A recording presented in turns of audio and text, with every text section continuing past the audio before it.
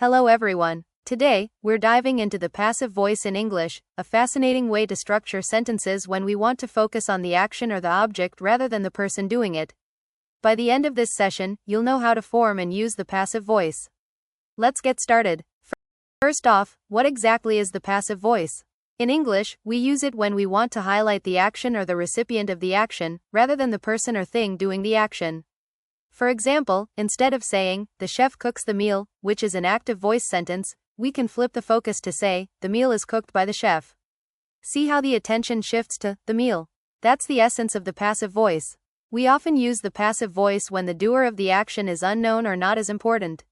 For instance, imagine you walk into a room and see a broken window. You'd probably say, "the window was broken," not, "somebody broke the window," because the person responsible isn't relevant at that moment. Now, when should you use the passive voice? Here are a couple of common scenarios. 1.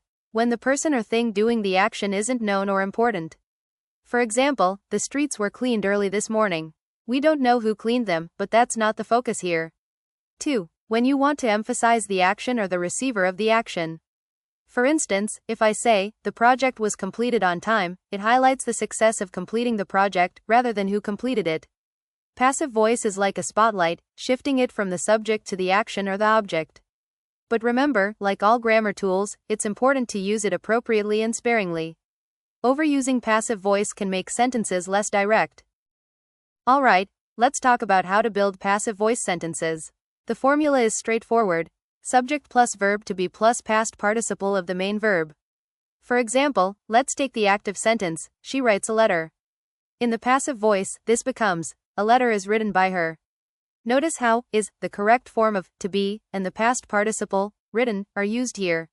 Now, let's switch to the past tense. Active, "he repaired the car." Passive, "the car was repaired by him." The key is finding the correct form of the verb to be based on the tense and combining it with the past participle. I know grammar rules can feel overwhelming, so let's break it down further with a table that shows how the passive voice works in different tenses. For instance, present simple, "they make cakes" becomes, "cakes are made by them."